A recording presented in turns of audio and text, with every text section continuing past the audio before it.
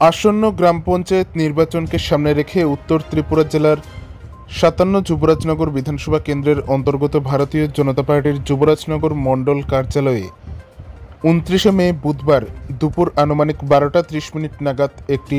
সাংগঠনিক বৈঠক অনুষ্ঠিত হয়। এই সাংগঠনিক বৈঠকটি মূলত যুবরাজনগরের প্রত্যেক পঞ্চায়েত প্রধান উপপ্রধানদের নিয়ে অনুষ্ঠিত হয়, যেখানে উপস্থিত ছিলেন ভারতীয় জনতা পার্টির উত্তর ত্রিপুরা জেলার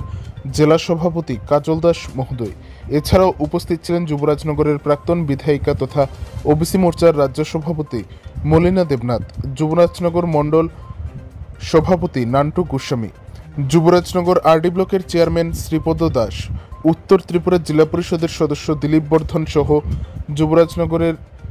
ভারতীয় জনতা পার্টির অন্যান্য কার্যকর্তারা। এই সাংগঠনিক বৈঠকে মূলত গ্রাম পঞ্চায়েত নির্বাচনকে কেন্দ্র করে ভারতীয় জনতা পার্টিকে সাংগঠনিক দিক দিয়ে আরও কীভাবে শক্তিশালী করা যায় এবং গ্রাম পঞ্চায়েত নির্বাচনকে কেন্দ্র করে ভারতীয় জনতা পার্টির আগামী দিনের বিভিন্ন কর্মসূচি সম্পর্কে বিস্তারিতভাবে আলোচনা করা হয়।